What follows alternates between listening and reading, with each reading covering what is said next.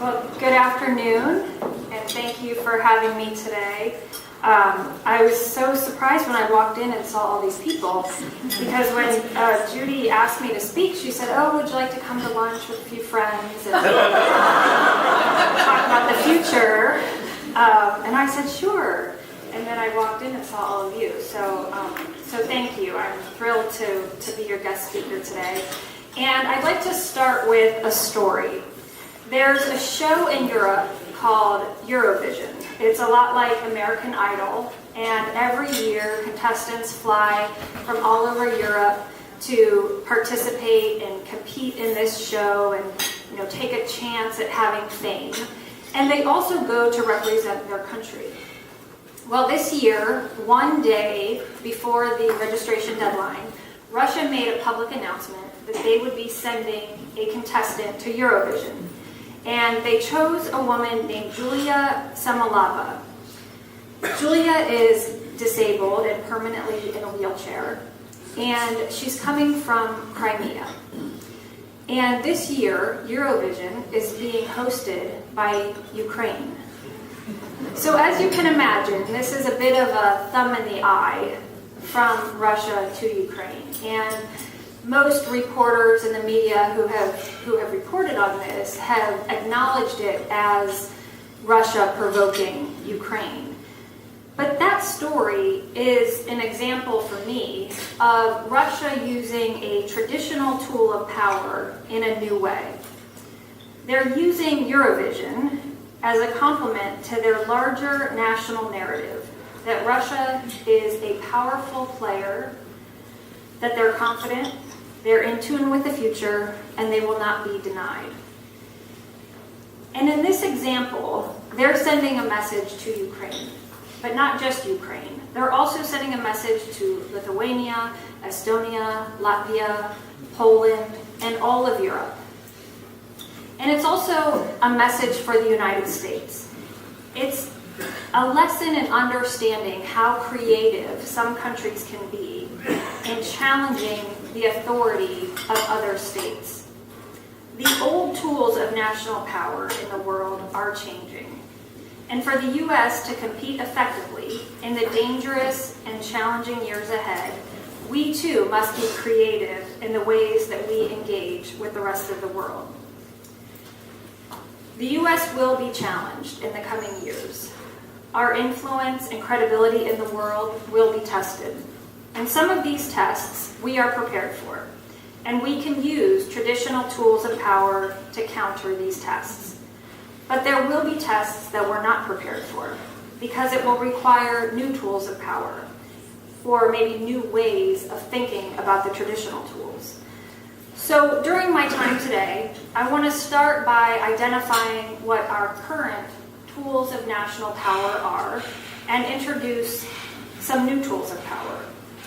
I'll also share with you the tests of resolve that are likely to face our country during these initial years of the Trump administration. And I believe that these tests fall into 5 broad categories. And then finally, I'll suggest some steps that the government and the American public can take to withstand these tests, counter them, and most importantly, to redefine America's national power and influence. So let me start by explaining what I mean by testing our resolve. So when Judy asked me to come to a luncheon and talk to a couple friends, she said, "Well, what will be the topic of your talk?" And I said, "It'll be tests of American resolve." And she wrote back and said, "What in the world does that mean?" So what it means is other states will challenge American strength and power. And to understand this, I think first we have to understand what America's strength and power is grounded in. Historically, America's power was based on being an industrialized nation with established institutions, including a stable government, a thriving economy, a capable military, a recognized legal system. And so I'm not suggesting that those things are no longer important or that they're no longer the basis for power and influence. But I am suggesting that there is now an expanded idea of what makes a country strong and capable. The military strength, the diplomatic alliances, the world perception, that's all still important. But those things are slowly being taken over by other, less tangible assets that make countries more capable. For example, cyber skills, the ability to mobilize a population, civic participation, and even political decision-making. These are the new tools that need to be employed to counter the challenges that we are facing.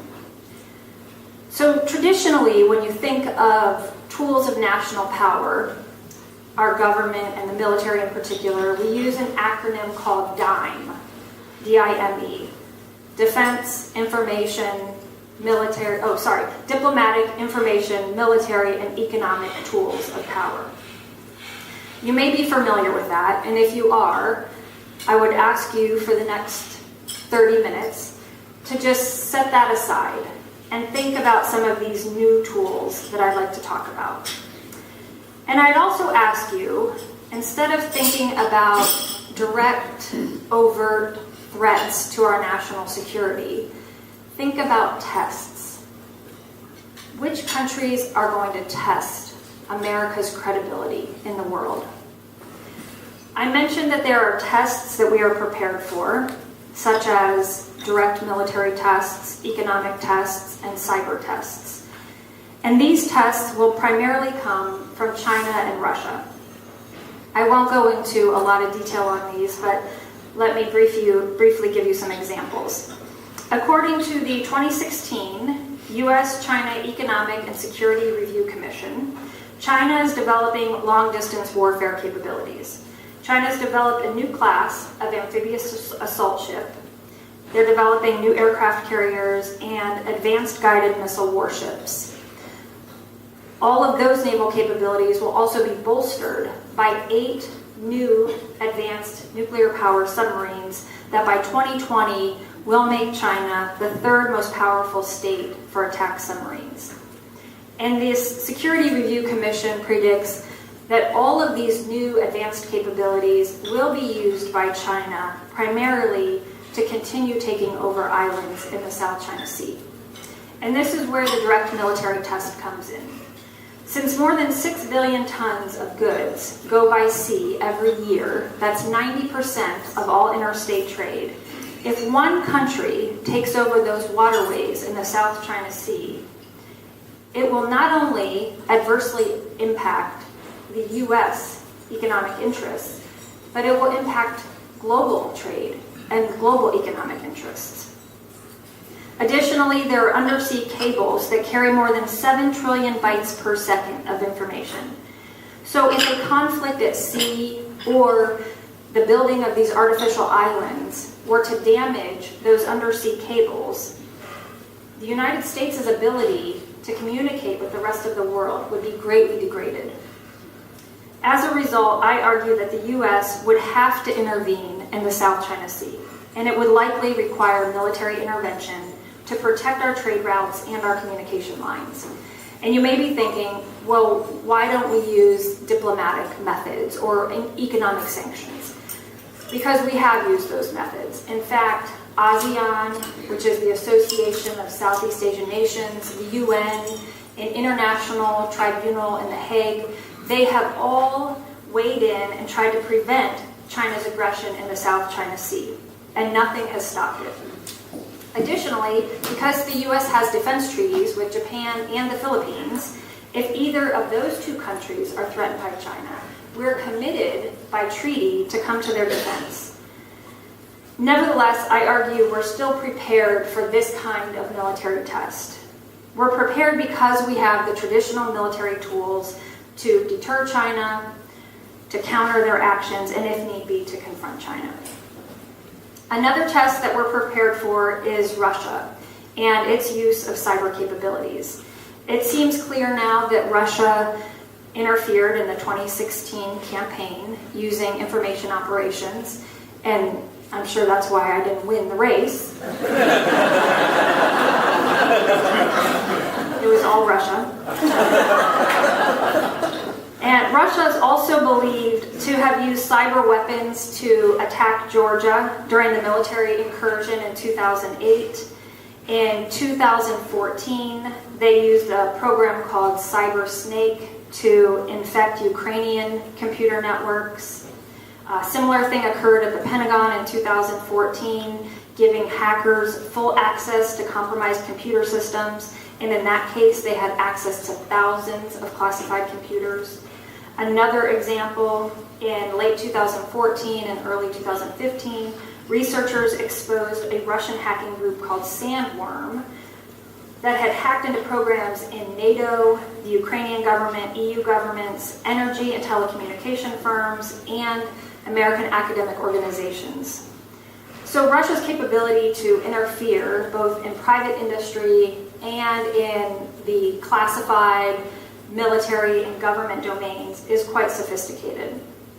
But luckily, we also have sophisticated cyber capabilities that can be used both offensively and defensively to protect U.S. interests and counter a cyber test from Russia. The third test will be an economic test. And I believe this will likely be played out right here by our own U.S. government. The Congressional Budget Office has done an economic outlook for 2017 to 2027, showing that discretionary spending, things like defense, transportation, education, discretionary spending will decrease, mandatory spending will increase. That's probably not a surprise to any of us. But what is a surprise in their report is that the population of those who are 65 and older is expected to increase by 39% over the next 10 years. And the working age population will only increase by 3%. So even raising income taxes will not produce enough revenue to pay for those who are entering retirement. So because revenue will be less than spending, the debt held by the public will rise, the deficit will continue to increase, and lawmakers will have less flexibility to use tax and spend policies to respond to unexpected challenges, whether that be a domestic financial crisis, a terrorist attack, or any other instability domestically or internationally. And yet, I say we're still prepared for this because we know it's coming. We've seen the trajectory of spending. We also have the tools. We may not have the will, but we have the tools within our own government to deal with this potential economic test. Now, what's more important, and I think even more interesting for today's talk, are the tests that we're not prepared to address. And those involve covert actions and proxies, both of which will be led by Iran. Recent press reports have indicated that the Iranian Revolutionary Guard Corps, the IRGC, will soon be present in Europe and the US to provide a deterrent and prevent any attack against Iran. You may have heard recently the CENTCOM commander called Iran one of the greatest threats to the United States. Secretary Mattis has also said that Iran is the single most enduring threat to peace and stability in the Middle East. Threats from Iran are not new, and they will continue.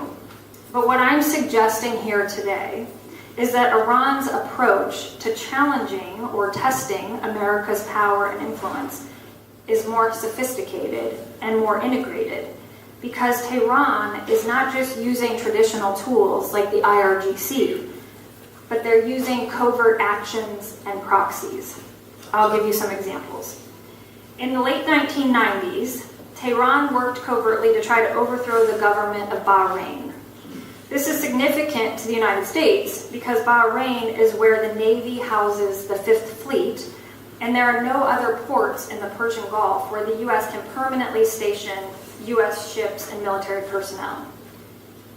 Then in 2004, Iran started working covertly to undermine the transition of government in Iraq. They actually armed thousands of clerics in Iraq and mobilized them to attack U.S. and coalition forces. At the same time that was going on, they purchased TV and radio broadcasts and began to spread a message to create a social narrative of support for Iraqi Shiite leaders. And at the same time they're doing that strategic communication and attacking U.S. forces, they were also establishing their own council to get Shiites elected to provincial government. So they had this three-prong approach to undermine everything that the U.S. was trying to do to rebuild the government in Iraq. Incorporating a virtuous civic narrative that supports Iran's covert activities is a hallmark of their national security operations. Hezbollah is mainly known to the U.S. as a terrorist organization and a military protagonist committed to the destruction of Israel. But Hezbollah is much more than that. Hezbollah is an Iranian-funded civic and political organization in Lebanon that has created a social narrative of caring for the Lebanese citizens by building hospitals, roads, and mosques. And as a result, Hezbollah has earned free reign in Lebanon and given Iran a safe haven for its clandestine activities. And without public support, that wouldn't be possible. While Hezbollah is exerting pressure on Israel from the north and the east, Hamas sits to the south and the west of Israel. And Iran is using the exact same strategy there on the Gaza Strip. While there are military and covert terror operations, Iran takes care to fund the civic and social investments needed to give Iranian proxy forces space to operate without the police or any other authorities interfering in their activities. For decades, U.S. strategists have talked about the importance of winning hearts and minds. When we talk about that, we tend to think of the population that we're occupying. But that's not how Iran, or Russia for that matter, thinks about winning hearts and minds. They understand how important it is to reinforce their activities with a social and civic narrative while they're still carrying out their hardball security objectives. They embed with the local population, they support and nurture it, they solve social justice problems, and then countries like Iran are free to achieve their geopolitical objectives from those locations without any interference. But even more importantly, they have earned legitimacy and credibility among that local population. And this is where the U.S. is lacking in our own engagement strategy and in our own employment of tools of national power. If we are to operate successfully in locations around the world, especially in competition with Russia or Iran or others, our actions need to be supported by a civic and social narrative that we are generous and worthy of trust, that we are the good guys. To me, as an American and a veteran, that was the great tragedy of Abu Ghraib. We lost our good guy status when that happened. Everything that we had done in the world for a century was lost.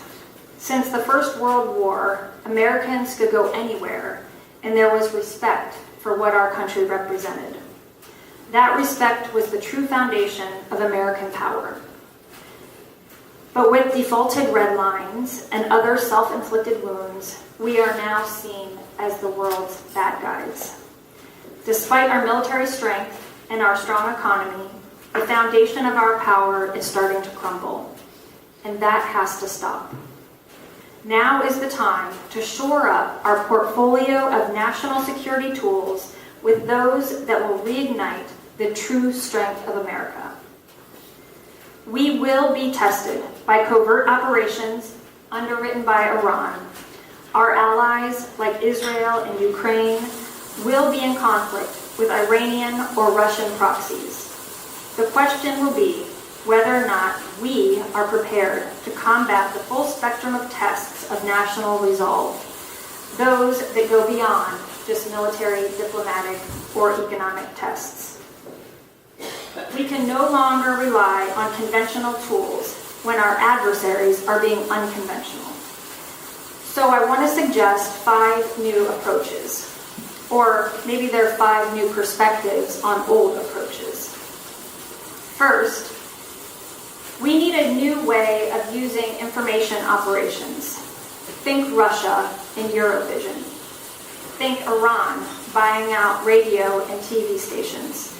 The U.S. has been slow to buy radio and TV broadcasts in Syria, Iraq, Afghanistan, but we shouldn't be. We should be using traditional media and social media to reestablish U.S. presence and employ shaping operations using technology and all forms of media. We need to use media to establish a virtual presence. We can buy every village in Afghanistan and Iraq a transmitter. But if we do, then we shouldn't just air Radio Free America. We need to allow them to establish their own radio stations, create their own news, and we simply facilitate free press and access to information. Second, we need more, not less, foreign aid. Again, this is a traditional tool, but let's use it in an untraditional way.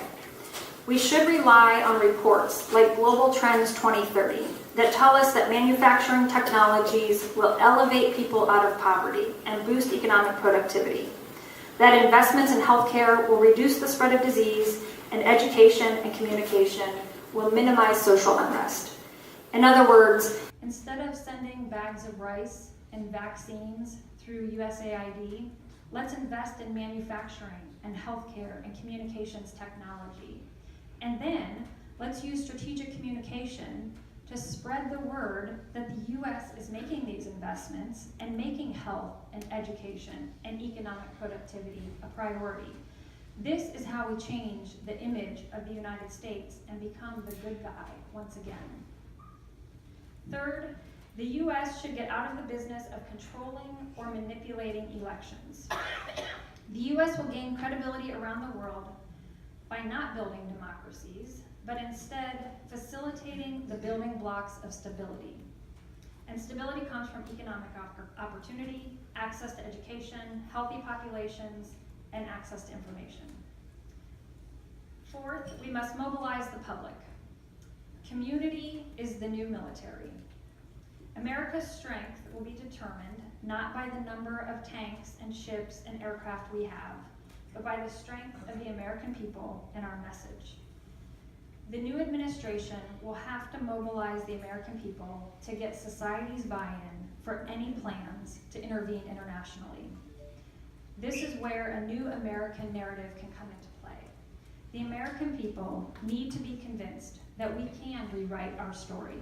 We can realize American power and influence in the world once again, but only if we are united behind a common vision.